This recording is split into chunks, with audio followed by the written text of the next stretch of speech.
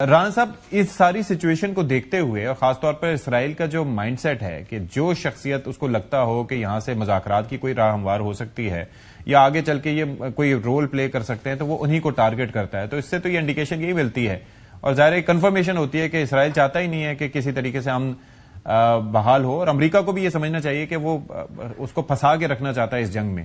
آپ کے اس پہ کیا انڈرسٹینڈنگ ہے؟ نہیں دیکھیں، اس میں تو کوئی شک نہیں ہے. جب اوباما حکومت نے نیوکلیئر ٹاکس کو کنکلوڈ کیا اور ڈیل ایران کے ساتھ میچور ہو رہی تھی تو آبویسلی وہ ریزسٹنس بھی ڈونلڈ ٹرمپ جب آئے انہوں نے اس کو رد کر دیا. وہ بھی اسرائیل بیک تھا یا پریشر ادھر سے ہی تھا. ابھی بھی 2 دفعہ بات چیت ہو رہی تھی اور یہ دوسری دفعہ ہوا کہ بات چیت کو سیبوٹاج کیا گیا. اور یہ تو پورا امریکہ کہہ رہا ہے، اس کے سٹیزنز کہہ رہے ہیں کہ یہ ہماری جنگ نہیں ہے، یہ امریکہ اسرائیل کی جنگ لڑ رہا ہے. تو یہ سارا جو معاملہ ہے بات چیت سے ہٹانا یا کسی بھی ڈیل کے قریب آنا اور اس سے پیچھے ہٹ جانا، یہ اس کے بیک اینڈ پہ یہ اسرائیلی پش ہے. ان کے لابیسٹ ہیں جنہوں نے یہ اس طرح کیا، اور یہ امریکہ کو بھی اگر کوئی ڈریگ کر رہا ہے اس چیز کے اندر تو وہ اسرائیل نے کیا، اور ڈونلڈ ٹرمپ جو صدر ہیں انہوں نے وہ اس کا مکمل حصہ بنے. لیکن میں سمجھتا ہوں کہ اب یہ معاملہ جو ہے یہ سٹک اپ ہو چکا ہے. اس میں امریکہ ڈریگ ہو رہا ہے، اس میں دنیا کی ایک اپوزیشن اور وہ آواز اٹھی ہے.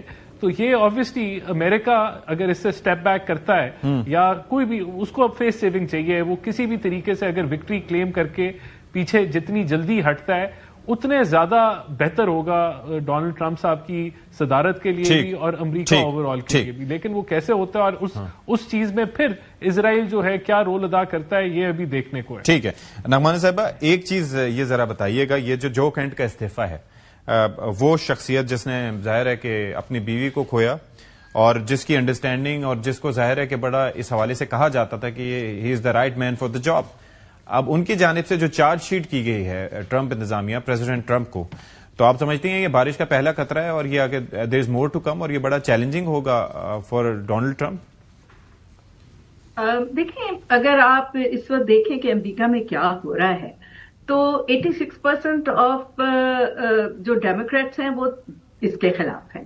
اوور 70% جو ہے 74 کے 75% کا ٹارگٹ ڈفرینٹ لوگ ڈفرینٹ بات کرتے ہیں، وہ جنرل پبلک اس کے خلاف ہے. اور جیسے جیسے یہ جنگ بڑھتی جا رہی ہے اور خبریں امریکہ پہنچتی جا رہی ہیں اور لوگ ان کے زیادہ مرتے جا رہے ہیں، نقصانات بڑھتے جا رہے ہیں، اس طرح ان کی جو جنگ کی پاپولیرٹی تو پہلے بھی نہیں تھی، لیکن جو تھوڑے بہت لوگ ابھی بھی اس جنگ کو سپورٹ کر رہے ہیں وہ بھی ڈبل مائنڈیڈ ہوتے جا رہے ہیں. تو اس میں اس وقت میں ان کی کیبنٹ سے اس طرح استعفیٰ دینا آئی تھنک یہ بہت امپورٹنٹ ہے. اور آپ صحیح کہہ رہے ہیں کہ یہ ہو سکتا ہے کہ بارش کا پہلا قطرہ ثابت ہو اور لوگ بھی آگے آئے اور وہ اس کو سپورٹ کریں اور اس طرح کے شاید اور استعفے بھی آئیں. کیونکہ آلریڈی وہاں سے دیکھیے سپریم کورٹ نے بڑا اچھا ججمنٹ وہ دیا تھا کہ جی انہوں نے جو ٹیرفس لگائے ہیں یہ انکانسٹیٹیوشنل ہے، اور یہ آپ سارے جو آپ نے ٹیرفس لگائے ہیں اور ٹیکسز جمع کیے ہیں ان کو کیلکولیٹ کریں اور واپس کریں، وچ نیچرلی از این امپاسبلٹی.